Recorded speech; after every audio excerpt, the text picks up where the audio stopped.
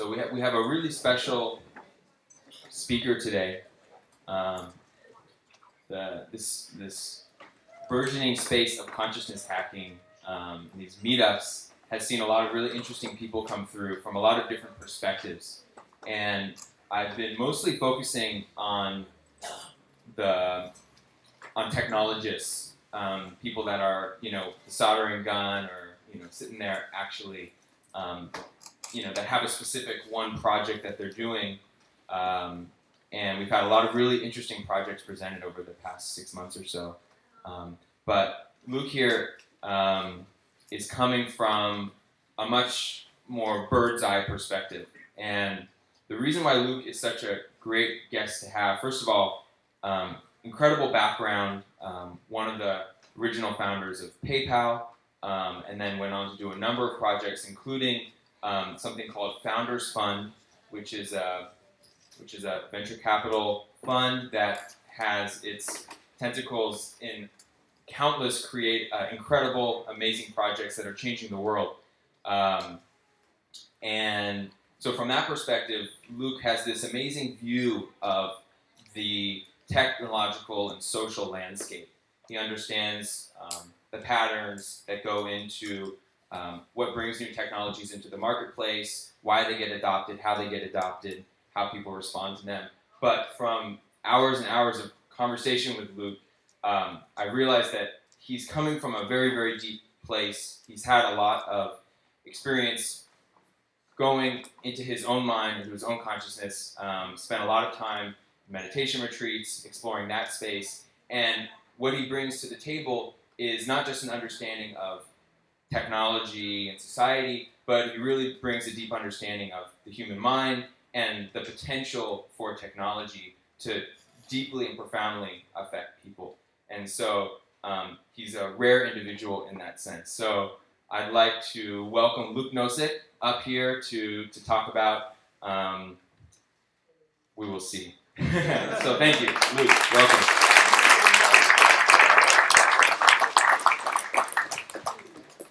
Thank you, Mikey. So, I'm super grateful to be here. I recognize some of the faces, and a few people came up to me and actually said, "Oh, Luke, this is so great for you starting this and running this meetup." And I just wanted to be clear, in case you didn't figure it out, Mikey started consciousness hacking and the meetup, and I just feel really grateful that you have done this and that all of you are here interested in the subject. So what I wanted to share is, from my perspective, why I think it's important, from my history and my development, why it's very important to be doing this work, and why I've been exploring it for many, many years, and excited about learning from many of you and what your explorations have been as well. Before we do that, I actually wanted to lead you in just a few minutes of landing your bodies and being present, which I think this group would be fine with. If you could just close your eyes and take a few deep breaths.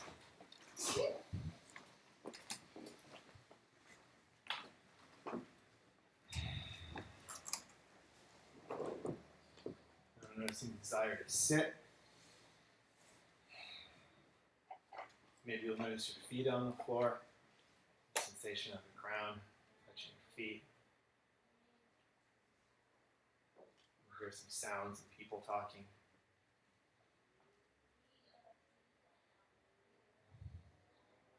You know the breath coming in.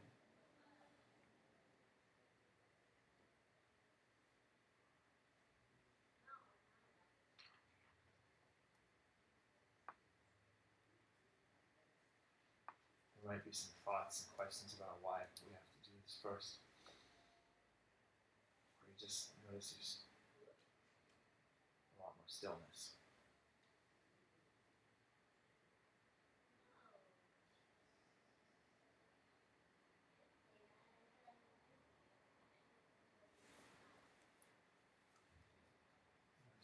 breath in and out. Noticing your feet on the floor,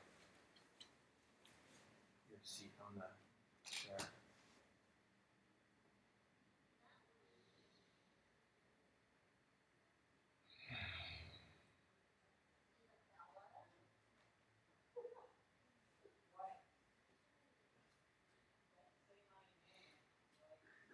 Sounds, talking. And now, with the next breath, slowly open your eyes.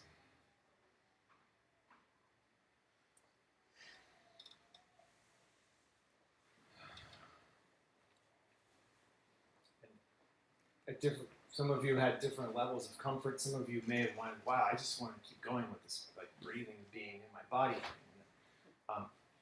I was going to give a talk, so I'm not going to do it for too long. But for me, I want to share the first part of this is why it's been important for me to be working on changing my own consciousness. It's for stuff like this, right? This is why it's important for me is that there was a period in my life where,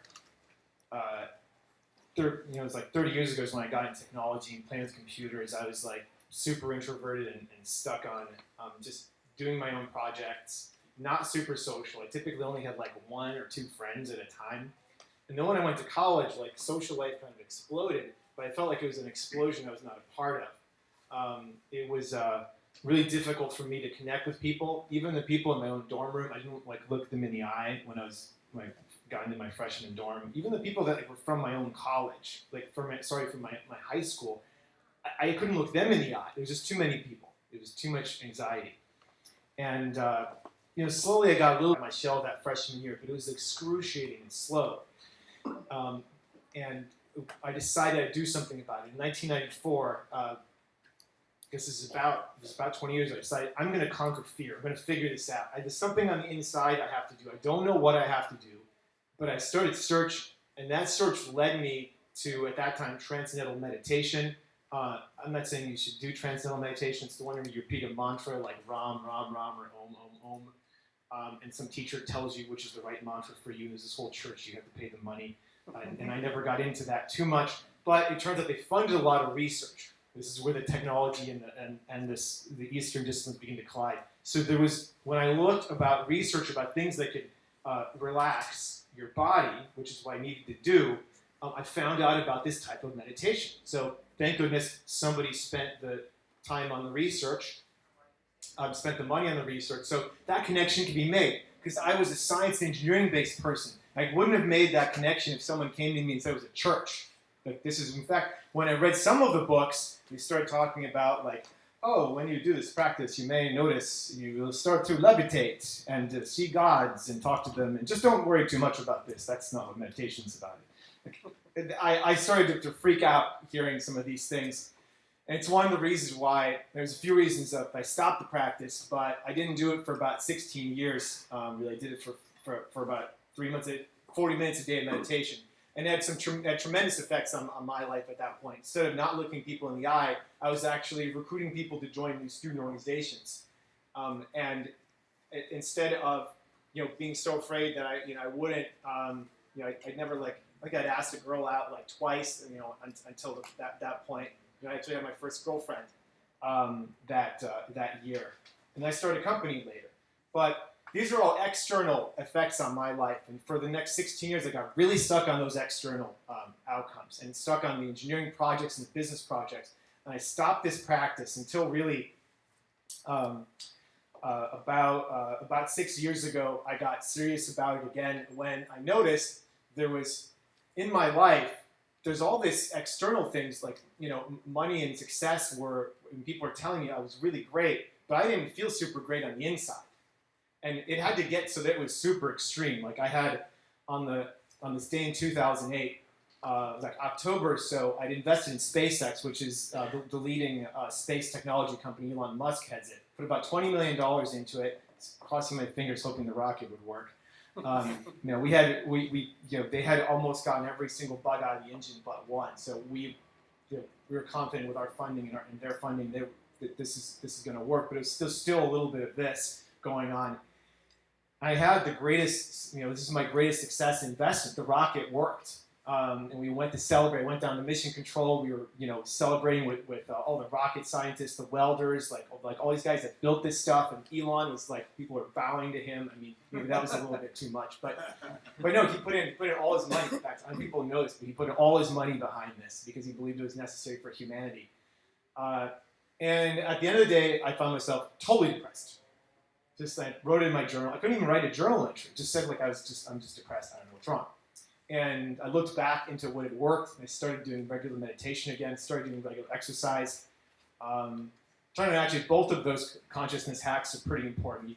Meditating without exercising is a different effect, and exercising without meditating. So I did both, and my life started to really become a little bit different. And what happened for me is all of the external stuff cleared out. It wasn't as much of a big deal whether the rocket worked or not, or the investment was successful. But I started to ask, why am I doing what I'm doing?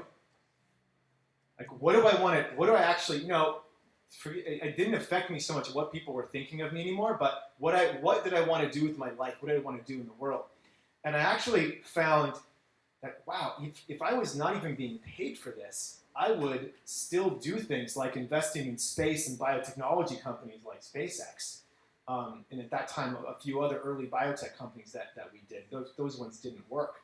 But we started a whole different version of my company, Founders Fund, at that time in 2008.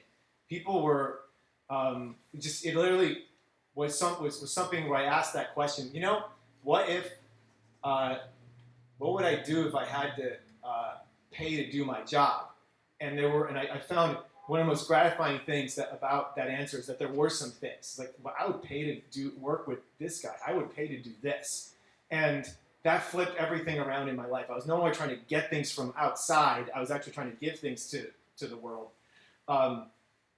Then there was another point where things got a little bit more serious. Now I want to jump into why I think we need to do this in the world. So now it's like 2008, SpaceX, all this stuff is really great. We're doing biotech. In 2010, I began looking at artificial intelligence. And here's why this is quite a big deal, what it has to do with consciousness hacking. Wow, I think it's possible we're going to build a conscious machine in our lifetimes. I think this type of thing could happen.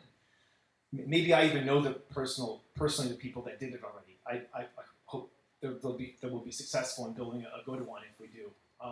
If you know the concept of the singularity, that means that those machines will have ultimate control over the earth and ultimate control over the fate of humans, hopefully leading to a better human life for everybody. And what I had asked myself is, because I hadn't done a lot of deep work on myself yet, just a little bit of meditation twice a day, I went back to that practice. But in terms of really understanding my own mind, for which you need to do other things other than transcendental meditation, but wow, I don't even understand my own mind and how this thing works. And I'm thinking of investing in building a new conscious machine. There's something wrong here. Like, there's something about this person that felt it was a disconnect. And it leads me to I think it's the biggest disconnect in the world, which is that humans, I think Mikey alluded to this a bit, the technology is proceeding at a vast clip, at an exponential clip. The amount of power that we have to affect the world is huge. The amount of power individual technologists, maybe many of you in this room are going to have, is going to be huge. There are people that affect the lives of billions by making changes in code. And yet, our ability to understand ourselves and understand the effects of those changes on people, it's very low. And I'm going to tell some examples from some of the companies that I know of where this stuff started to really get me. And I'm going to take out the names and change the examples so it's not going to be private. But there's one company, which is a large company that many people use. And one of the friends, this guy asked him, hey, do you know if this thing that you built, which is really big, do you know if it's making people happier? Okay? And he said, well, they're using it. I mean, here we have these numbers, and here's the usage numbers, and it keeps going up and up and up. And like, wow, look at what we're doing. And then his friend asked him, he said, no, we know they're using it, they want to use it, but are their lives any better because they're using it? Like, how do you, and then he started to ask that question to himself. This is like, after things are happening in billions of dollars, he's like, well, I never asked that question. Is it making people's lives, are they happier? Well, how would you even measure that? How would you know whether it's making people happier? I never thought about that. And he started to think about it for the first time. And there's two cool things about this example. One is that the scary thing was that, whoa, he didn't think about that until after he had built the thing and, had all the people using it and was sure it was working great. But then also that there was someone, and this is someone that came from the tradition that I talked about, where you do ask the questions in your own mind and you do some practices to go learn about your own consciousness. He had asked that question and he listened.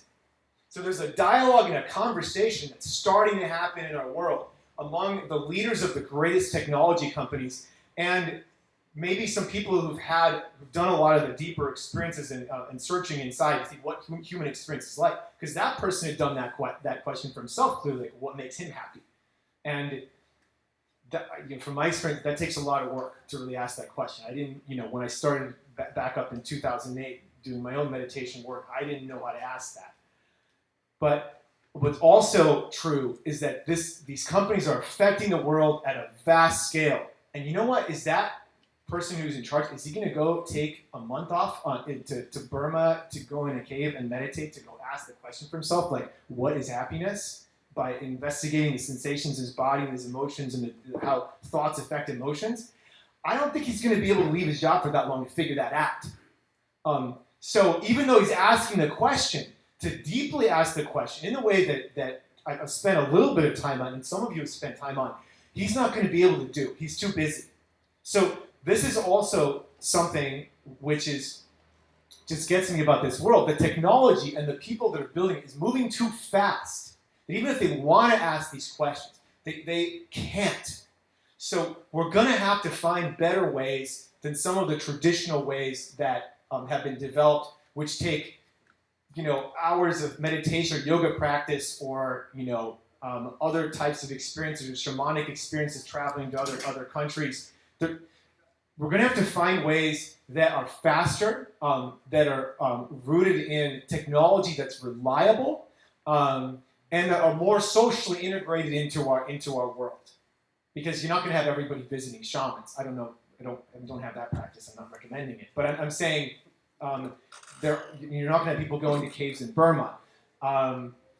And I think we're at the cusp with this emergence of consciousness hacking to find out those ways, of doing it. And one thing I'd like to do a bit is to drill into some of the ways that this may be happening. I'm also really excited by finding out in a conversation with many of you, like, what other ways are happening. But these are just from my own experience. One of the things that technologies that could be enabling stuff today is the emergence of virtual reality. For disclosure, we're investors in Oculus and in Leap. Oculus has the glasses, you can see things in virtual reality. Leap has the hand thing that reads the position of your fingers. Those are both kind of still very early products, but I've seen future versions of different VR technologies because of this space. And I can tell you, we can put you in a different world. Like you can go into a different world today, not with the stuff that's released now, but with the things that are coming out, where you will think that world is the world and this one is not the world anymore. So some people think, well, it's escape. What would you do with it? But the power of it is now you have the ability to alter someone's conscious experience by changing the world that they're in. You can induce an out-of-body experience by having them see a version of themselves in front of them. You can encourage different changes in their posture and in their movement patterns by guiding them to walk or stand in a certain way. Sort of what would happen in yoga or Tai Chi practice. One of my friends today texted me, there's this incredible Tai Chi guy studied with Chinese masters, and he can get people to feel currents of, I don't know what she meant by energy moving between people exactly, but let's just say, I think I know what she means, and it's a sort of non-scientific term.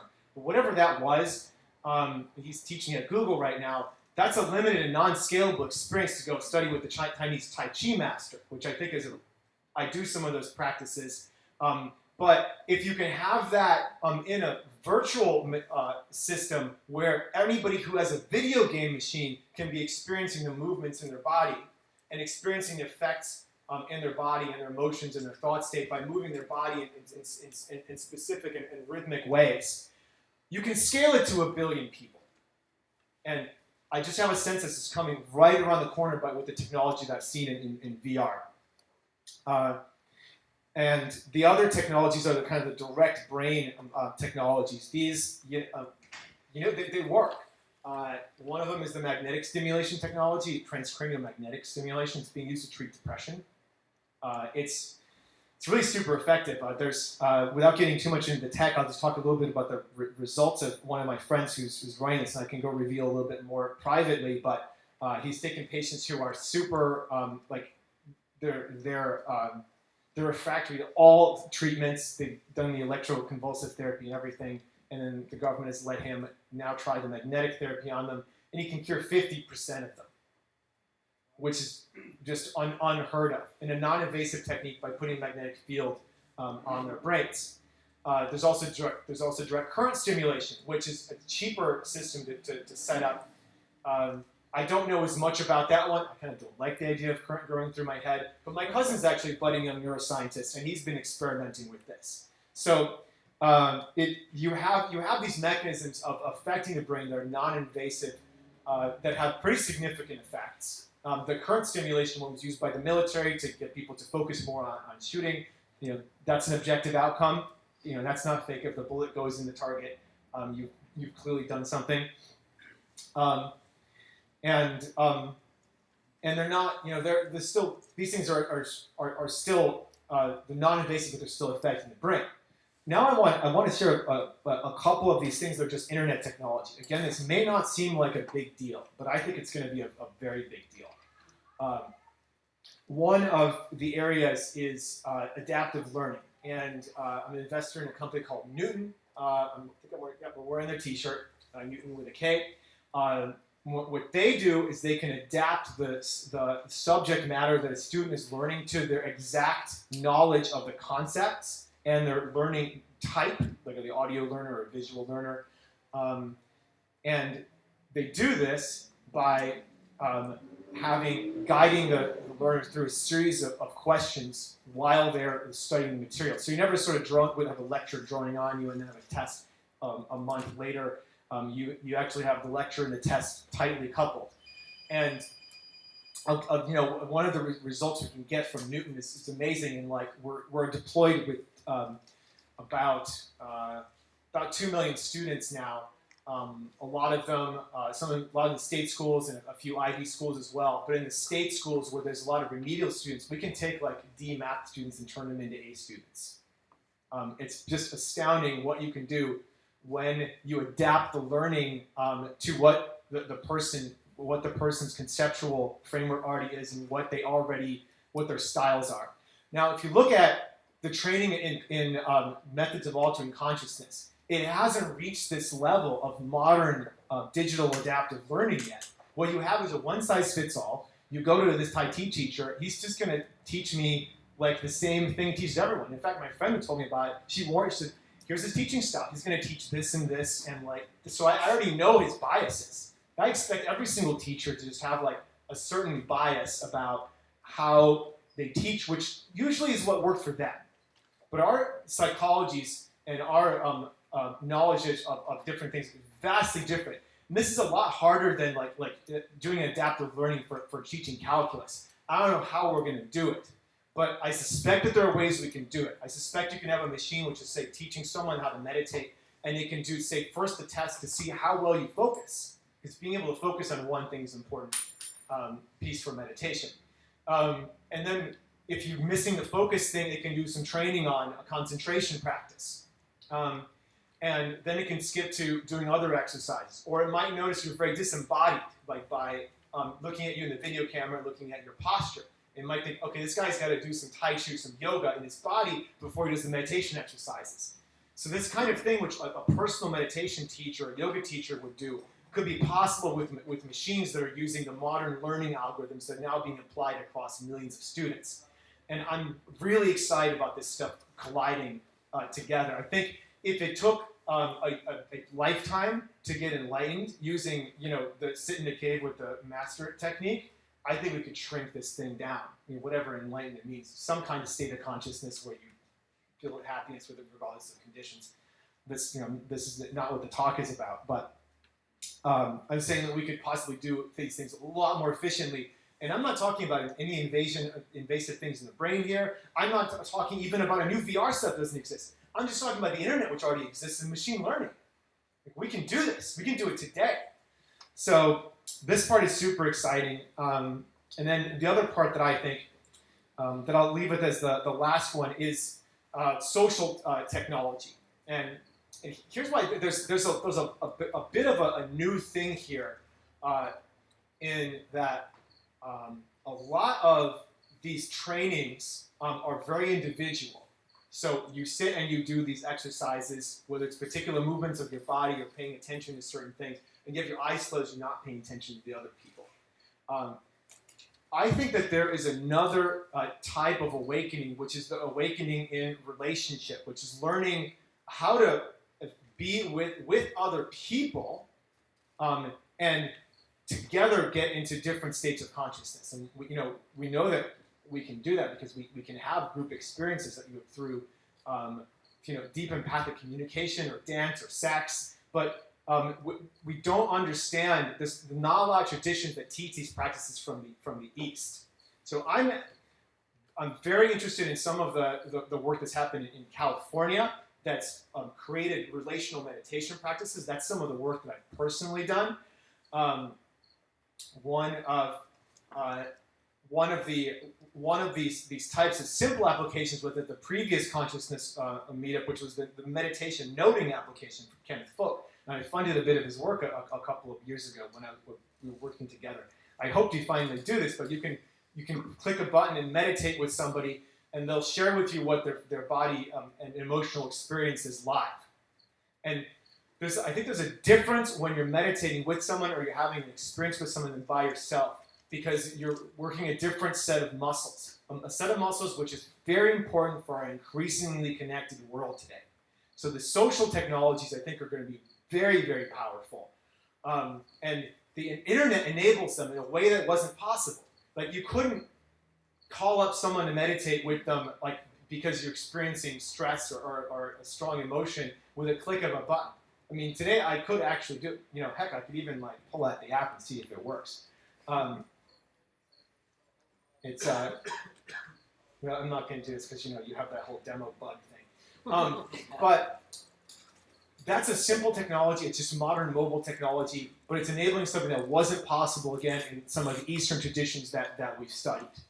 You couldn't just call up your teacher and say, meditate with me right now, but you can do it with just any number of 1,000 people. So all of these technologies are making it a lot easier to put our minds into different states of consciousness and explore what's possible, to move ourselves in that development faster and more accurately. And this really gets me into the future. And one of the things I care about a lot is we're actually possibly able to have a very significant effect on the world here. We're going to develop techniques, possibly some of the people in this room, that are more powerful than have ever been developed before. That requires a certain degree of caution and responsibility.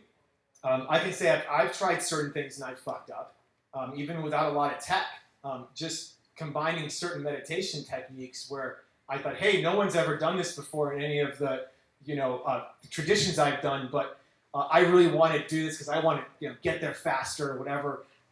And I overdid certain things. I had a result once from a 20-day meditation retreat where I was not in a super good place for the 2 months after that.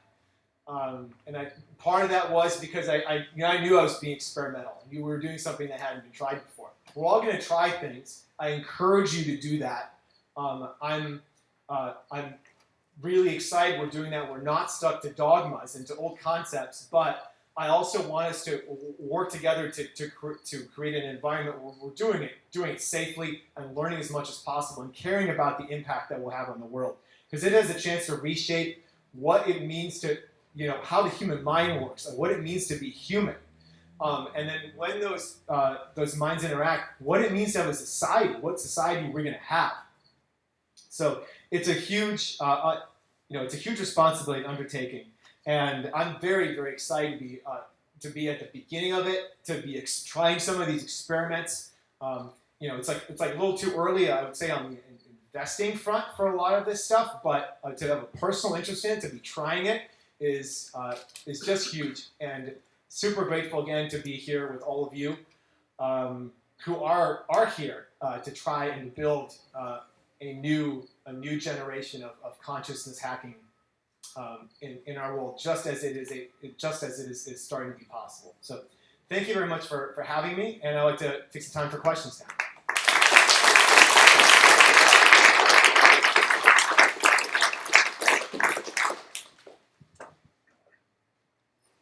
I guess David first. Yeah. So, say we succeed in building like the happiness cap, where people get happy. Yeah. There's a huge continuum of what people call happiness. And a lot of the researchers have a scale where there's pleasure on the left and fulfillment on the right. And we can look at people who get really happy. And some are inspired to go after a purpose, and some just enjoy and soak in the pleasure and become apathetic and kind of lose their purpose. So something we could put on to become happy, to use an extreme example, we could liken it to a drug, which could be addictive. So how do you think we could make something... What is it, Soma from Brave New World? Yeah. It was the perfect drug, right? Right. So how can we make something which is easy happiness, but the right kind of happiness that motivates and inspires people, rather than people go to it, they get their fix, and then they're not as motivated to do other stuff? I think this is why, I'm going to go back to the social meditation techniques and the connected and that stuff. This is why the experiments we should be doing have to include the social side of things.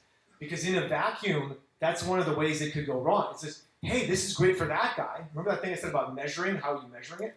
Well, he's really happy inside himself, but then everyone around him loses their relationship with him. And they'll be sad and depressed and he won't be productive in society. So if you look at things from a context of how it's affecting things with people's relationships, not just inside them, I think we'll avoid these types of pitfalls. Mikey, do you want to just take over calling people? Yeah. Awesome question. Yeah. Hi, great talk. Thank you. Yeah. So you said something that kind of brought to mind for me the idea of so we all know about neuroplasticity, right? There's sort of we can rewire our brains a little bit. You said there's some technology you were talking about that I thought was kind of alluding to that, that was sort of The magnets or the current or the VR, which one? I don't know. You tell me sort of what's most promising and is there research into addiction and how that plays with addiction and I'll go into the transcranial magnetic stimulation a little bit. So this is and then if you want, you can catch off line. I'll tell you which lab this is from. But the research showed that you could get fit by applying a magnetic field to a specific part of the human's brain. You pattern the magnetic field to be in synchrony with the brain waves. You can strengthen the connections in that part of the brain. So you're literally rewiring it. There's another one, the other cool part of this, you actually also figure out how to produce the connections. So you can literally plug in wires and pull them out. And the effect of that is 50% of these chronically depressed patients got cured. And there's more stuff, but then I think that stuff's not published. So I'm just going to say there are ways to have effects.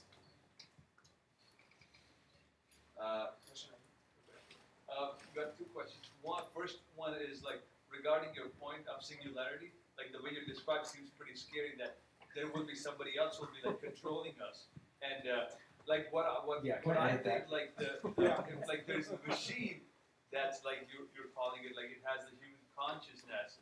I see it as the internet. The internet already is the human consciousness because it is so smart. It has everything. and we just tap into it, Yeah. as a programmer via APIs, and I get whatever data I need, and I show, and I mash it, and I can do whatever. I think you're right. And I gave that example, and it was scary because it was my own related example. That's how I felt back in 2010 when I started investing in a number of AI companies. It felt like it was a machine that was going to take over. But I actually don't think that's going to happen. I think what will happen is much more that these machines will help us, first of all, increase our own consciousness to new levels, but also increase our connectivity with the other humans. And this is going to happen through some of the work that we're doing. Now, I'll just sort of make one up right here. Say you have the VR machine, and one of the ways that VR is going to enable connectivity is through video conferencing. You're going to have put on the VR headset, there's a person here, there's a person here, there's a person here, there's a person. It could be anywhere in the world. I think it's the first time video conferencing is really going to work because you're just going to feel like you're in that room. Remember, that's the important thing is you put it on and you feel like you're there. If you have a video conferencing on a screen, you know they're not there. They're in that screen over there. So when that happens, what can the machines start to do to actually alter the connection between the people? I think there's some stuff that the machines can start to do. They can start to modulate people's voices. They have they're reading their body language and figuring it out.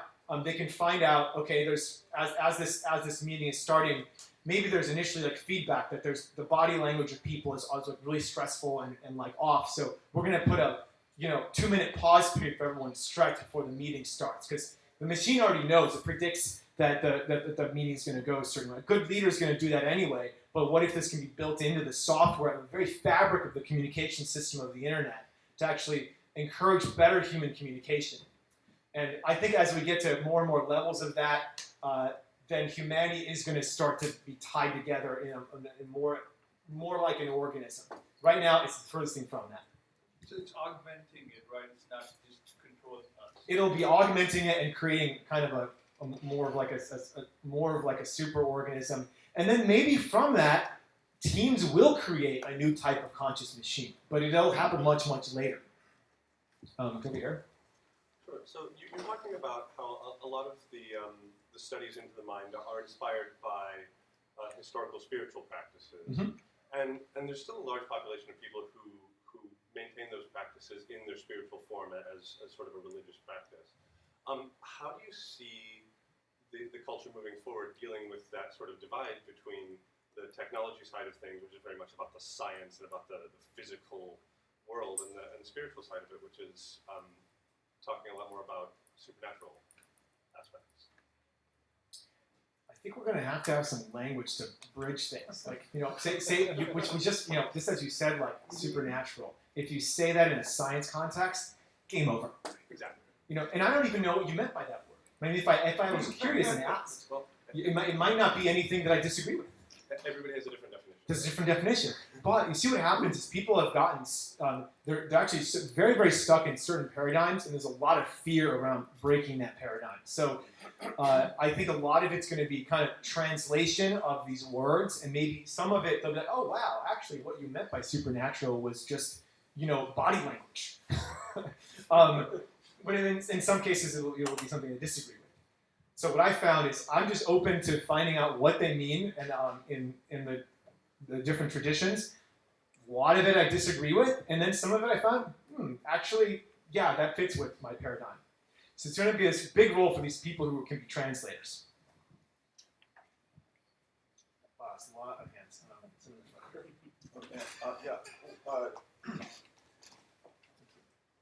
Probably a lot of people would be interested to use things like transcranial magnetic stimulation for weaponized systems. Like, let's say people right now at Guantanamo Bay, right, are probably blasting loud heavy metal music and turning the lights on. Wouldn't it be nice to have a much finer grained technology to kind of use it to change the minds of people who violently disagree with you? So I'm just I don't know. I'm just curious. Isn't there definitely a population of people who are interested in weaponizing these systems? And is there anything we could do to keep it from going in that direction, to sort of defend neurotechnology from kind of just being used for warfare? Because as soon as there's a political situation, it seems like these tools that are now kind of interesting research tools can very quickly become kind of blunt I do have some thoughts about that, and it's some of my lessons from working with Elon Musk, which I think you can't avoid the technology being developed. You can't avoid the government wanting to get their hands on it. I think there are two things that you do. You build it, definitely build it, and you build it with a company and a culture that sticks to its mission.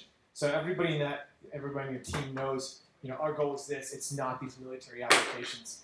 And what will happen is at some point you may do military contracts for strategic reasons, but because you have the culture of the company is so strong about what the purpose of why you're doing it. You can't make an engineer code at gunpoint. Ultimately, the incentive the government really has is they throw money at you, right? And if you just go start out building your company and your project and your mission, and stay away from the contracts early on. This is the other part that's tempting and careful. And the lesson with SpaceX and also with Palantir, another company that I've worked with, they didn't take the government money until they had already built their technology up to a certain point. So they weren't totally dependent on it. And that meant that they couldn't be influenced. And I think that's how you can do it. Let's get some people from the back over here. In the flowery shirt. Can you share the name of the group doing work on social meditation? Well, gosh, there's so many different ones. There's Kenneth Folk who does noting. There's actually a practice called circling, which is more. You can go and become a little more curious about a person's world and what it's like to be in them. The founder of that practice is actually in the room. He's Dr. Kunov. I don't see him right now. The other stuff that I've worked with are more kind of community groups that are built more around counseling and healing, and those you have to really get into it to do that stuff. I think those are the two easily accessible ones. Yeah. With the green shirt over here. Would you tell us how we can most carefully watch what's happening with the transcranial magnetic research? Actually, I don't know. I was hoping to find out more by being here from people that are doing stuff on leading edge. I just know a few different examples. So. Anybody in the room know? One good blog to watch is the Singularity Hub. They often post things related to brain stimulation and neurofeedback. Thank you. You can also just watch the Google Scholar, which is a little more hardcore. And Science Digest is a really good source for research that's been coming out. Thanks. This wouldn't be transcranial direct current stimulation. The magnetic stuff is the alternating current. So there was some stuff. Oh, and let me just describe super quickly for people who may not know the difference again. Like the magnetic stimulation is a very large magnet, and that system is going to be expensive and cost thousands of dollars. And in the case of the current stimulation, you just have two electrodes, and the only thing you need to make sure is that there's a current limiter to keep it at a safe level. So that one people can experiment with more easily. The magnetic stimulation one, more research-based on it, showing it to be safe for a longer period of time as well. So, With the gray shirt here. Yeah. So you mentioned singularity. I was wondering what you think about the biological aspect of it. So like making lives longer and healthier, and like fixing things that don't work by measuring them and knowing like where to intervene.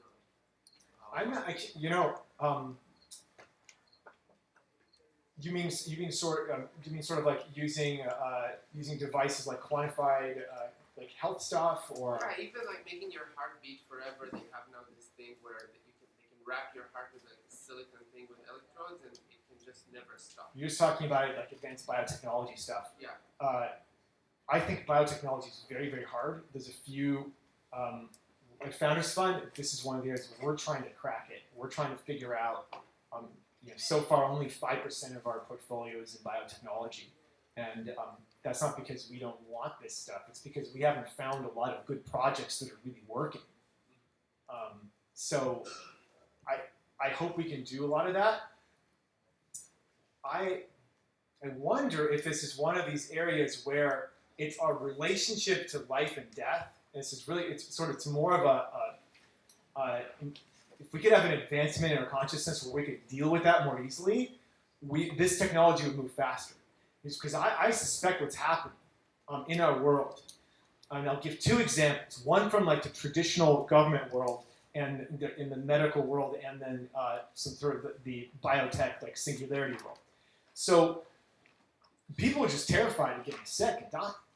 And what has happened, I think, in our medical system is it's become quite over-regulated. So a lot of technologies don't get experimented with, don't get out. People who are sick and dying don't even get to try the drugs. And there's a good reason for it. It's like, well, if someone tries something and they die, it could be horrible. But I think it's based on fundamentally having so much fear about it that we're not even willing to think about it or try it. And this is causing the whole healthcare system to careen off a cliff. I mean, it's like a multi-trillion-dollar bankrupt monster. So that's a whole other thing to talk about. But if we don't fix our relationship to our bodies, we're just going to bankrupt the whole country. Now, on the other side, that's what I think masses of people are in. It's just locked in fear. Then there's I would say, some of the transhumanist singularity people who want to be immortal. Okay, they're so terrified of death that they would do anything or use any technology or do anything to try to get themselves to never die. And in that kind of that fear-based motivation really causes them to fail and not build successful projects. Because pure fear-based motivation doesn't motivate teams to get together to work very effectively. So both sides are failing. This traditional side is careening a giant, monster off a financial cliff, and then there's this other side of people trying to cure aging, and they're just not doing anything. I work on both sides. I want to go better. So let's do one from. Wait, did you already ask a question? No. Yeah. We got one from the front. I was just wondering how big of a factor you think time is in all of this, in the sense of, you mentioned not everyone's gonna be able to go away for a month or two to a cave, but if they were able to do an instant, magnetic thing, and it seems like when you think the time, the actual slow progression of to whatever state you're talking about, is sort of something that can be, effectively not essential. And what I'm saying is, what I'm wondering is, there are some purely spiritual things like Kundalini is, and some other things that claim to sort of relatively instantly give you, sort of states.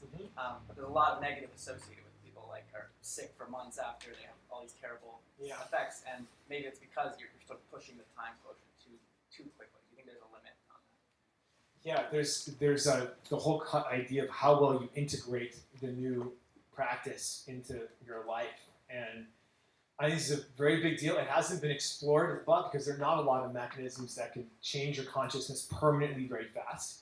But I think as we discover those, we're going to see what happens with people and help them integrate better into our world. I think this is a general principle. The faster, if you find yourself that changing a lot, be careful really afterwards. Just pay attention to what's going on, and expect that maybe your life is going to be very different. Maybe a lot of things are going to change. Be kind to yourself. Have other people helping you and helping pay attention to you. We're going to need to figure out how to integrate people better. Right? I don't know. I don't think there's I think it will be you have a step change of one thing, and then there's going to be well, let's wait and see what happens. That one back there. Hi, my name is Larry. I represent Bala Chocolates. We're at the leading edge of health and nootropics. And our chocolates are noted at reducing the need for oxygen in the body. But my general observation is, why is Silicon Valley getting the news recently of being behind in research and particularly herbs and other things for health and well-being? Why is it behind? Why is it getting news for being behind in research and herbs and other foods for health and well-being? You know, I think it's there's a huge like scientific and media complex that just pushes. There's so many parts. It's almost like, you know, let's look at sort of a pharmaceutical cure for a headache versus like an herb cure.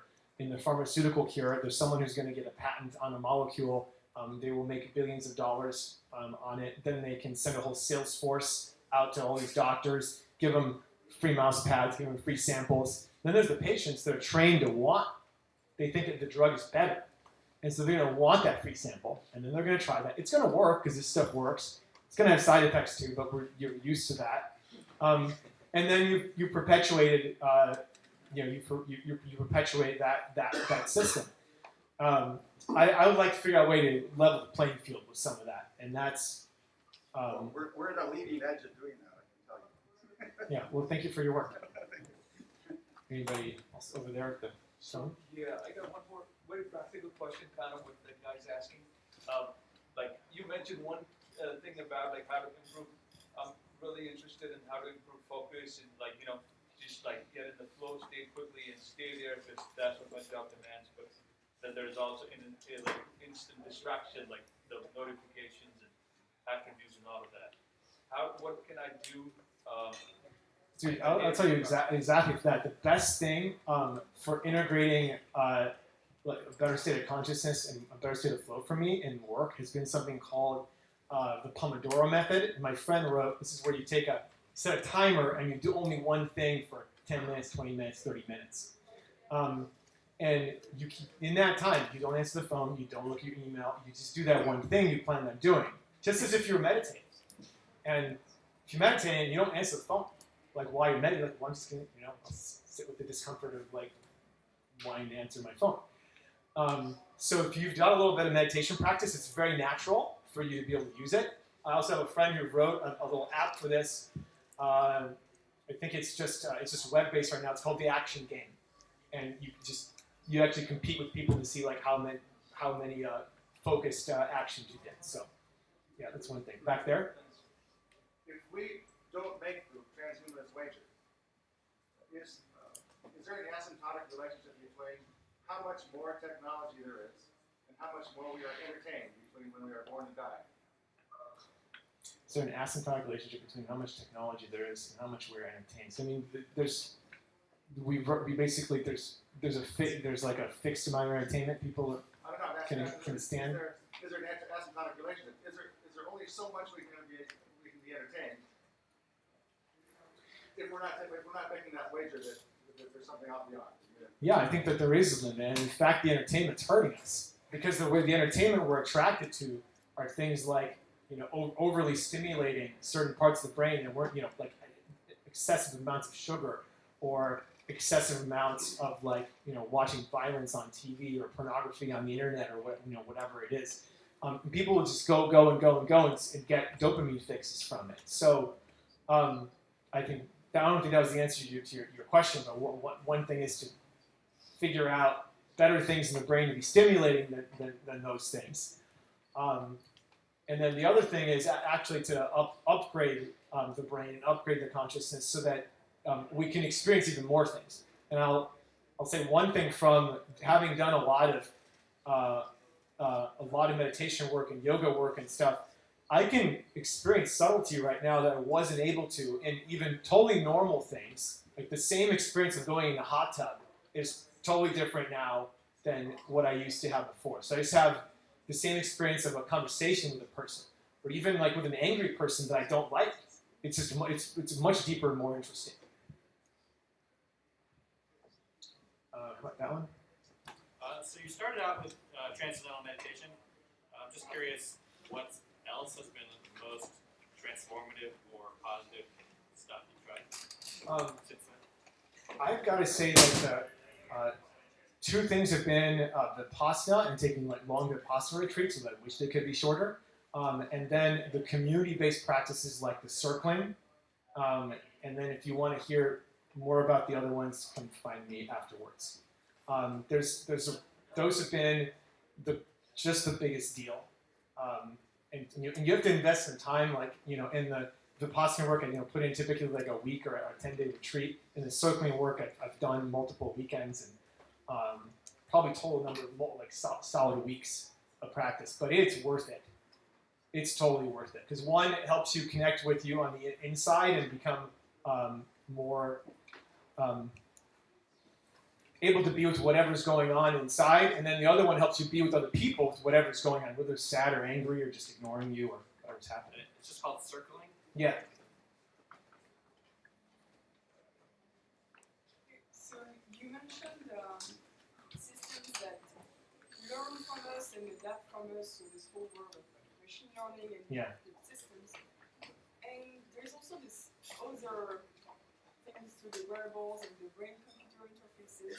Are you aware of any startup or initiative where actually you learn, not only do you train the system to learn from your brain waves, but then because it gives you feedback and you interact with it, then you train yourself also, because maybe it will help you bring gently your attention back to something that you're trying to focus on.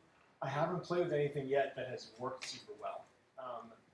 The last one I played with was the Muse from Interaxon, and it still has trouble like getting the electrodes to stick on the head. So this is why I'm just going to provide like one piece of encouragement here is figure out stuff that works with technologies that are already deployed and that are already like solidly working. I'm not discouraging people from trying the other things. Like let's figure out how to make electrode set that always sticks to people's heads. Let's figure out how to do EEG feedback. I want to get it to work. I would do it just for me. Or just, is there any other person here who's kind of playing around with these systems? Playing around with some neurofeedback. So if you guys are curious about that, go talk to the lady here. Something in Oregon. So one of the challenges with technology and with the availability of everything is that it has the tendency of kind of dumbing us down rather than enhancing curiosity or these new states. And also happiness, if you look at happiness just as a state of consciousness, then it becomes, like you alluded before, somebody else alluded, like a drug, right? You get it just to get a fix of something, like pornography, like any other stimulus. So for me the challenge is how to motivate or how to create a system that can actually motivate people for growth. Because happiness is not just the state, right? It's really the story that we tell ourselves. It's the integration. Yeah, I just thought of this right now. I'm still exploring it. Have you ever been on a 10-day meditation retreat or a long retreat before? If you at some point experience like this feeling of like, okay, I'm hooked on this now, like this, right? It's and you're motivated for something else, not just eating more candy or making more money after you've had that experience. And what if we could figure out a way to package that in a smaller chunk so that somebody could have that experience, say through like a long video game session or something like that in virtual reality, and they go, oh my God, there's something else. So at least there's an alternative. I'm not saying it. So I had breakfast today, and I had still grabbed like the chocolate bars. I still grabbed the Mexican Coke. I was still anxious when I was preparing this in the morning. I did my yoga and my meditation, but then when I got out of that, I was like, oh, I should maybe change this or repair this. Like, I still have the same patterns as normal human being even after doing a lot of my practice. That's life. But there's something that's different where it's everything is more okay, and I'm looking for different things. And I wonder if there's a way to package that in smaller chunks so people can kind of get started on that. One term for this, by the way, if you follow the Theravada tradition, is perhaps like it's the arising and passing moment, and maybe we could get to that moment faster. Then we could have people who suddenly are interested in different things. So the last 2 or 3 questions. Try to get somebody new. I know you guys will have good questions. Larry over here. Luke, I've been actually involved in neurotechnology for 25 years. Yeah. So I've had a long time to do the vision thing. And Mikey and I kind of share, we've talked about a shared sort of vision for the world. You know, the world is hurting, the earth is hurting, and what is like your grand vision for this group, for example? Why are you really here? And where do you see this going? Thank you for asking that. I think we've got to redefine what. We've got to redefine the human mind. We've got to redefine consciousness and figure out what it would be to create the best possible experience for being a human. And that, in many cultures and traditions, they've already figured out a lot of great answers, and we should learn from those. But now we have the West, and we've got these. Ray Kurzweil said by 2010 we're going to have like 10 computers on us. Like, I'm getting pretty close. This is the world that we live in, and how do we evolve our minds, evolve our consciousness with it? And it's an imperative for us. But before it was maybe just an imperative. They would say, well, it's to become enlightened or to end samsara or to go to heaven, not hell. Now it's like we are really all in the same boat. Like these technologies that are being built have effects on whether, like, what the state of the planet is going to be, whether there's going to be humans or not. Two more questions. Over here in the very back with the glasses.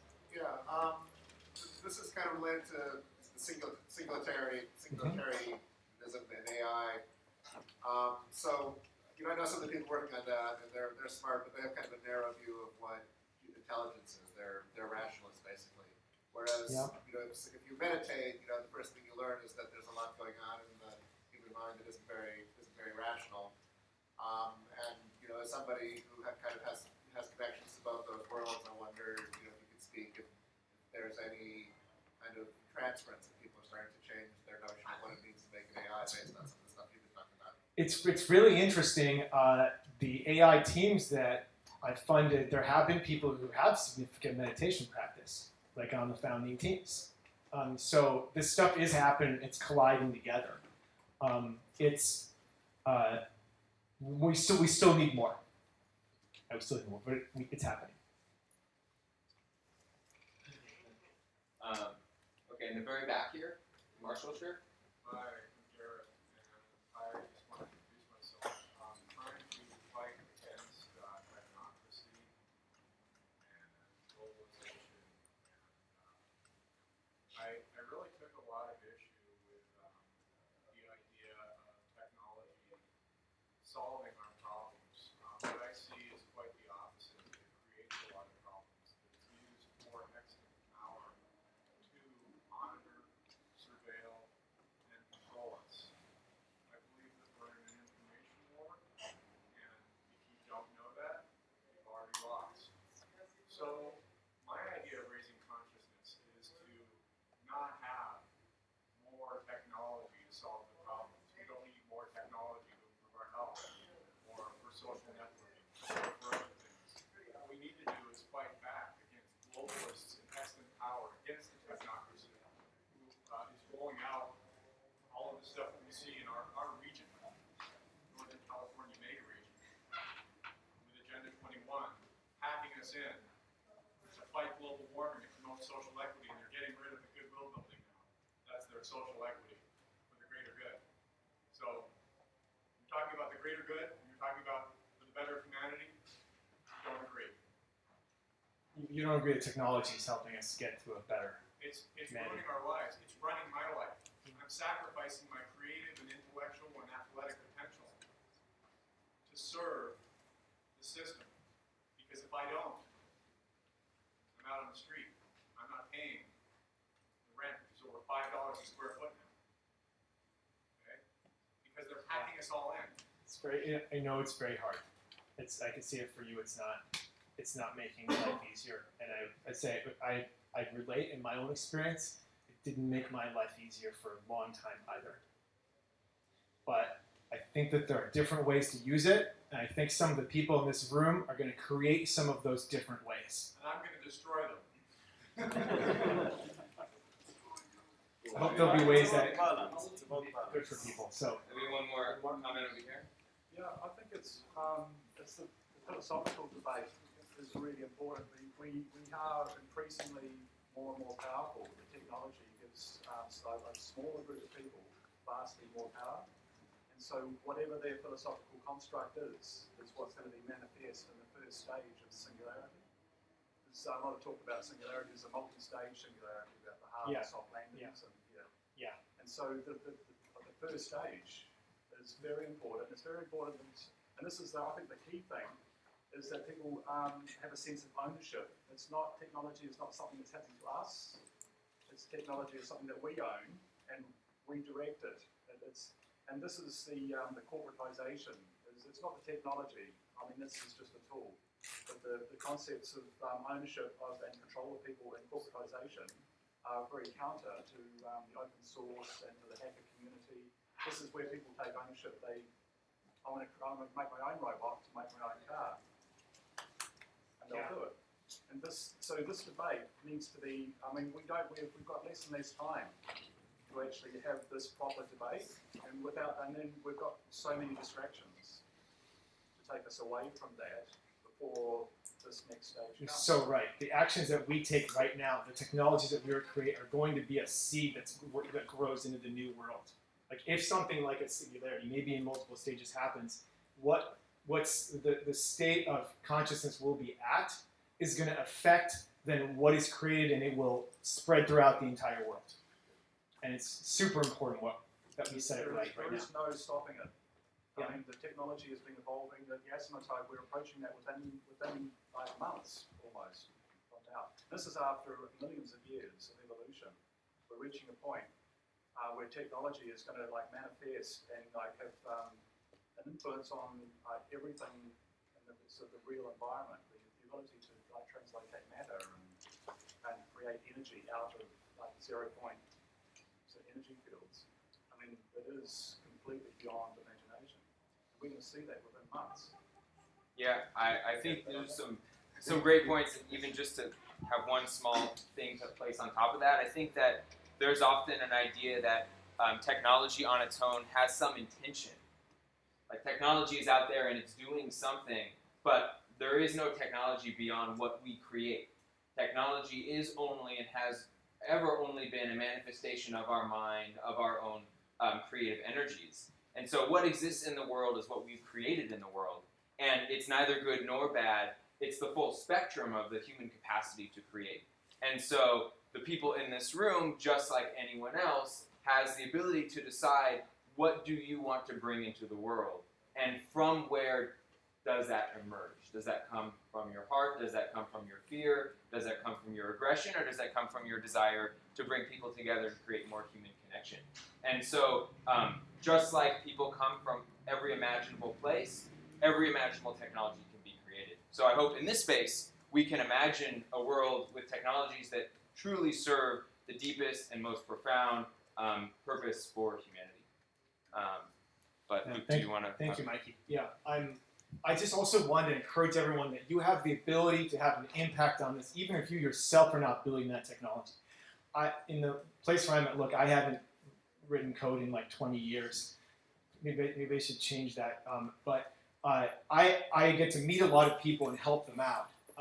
And often I'm helping with a particular thing, and some people have asked me, for instance, like what meditation retreat should I go on? And I can direct them in a certain way. That's going to affect how that person's entire path of development goes.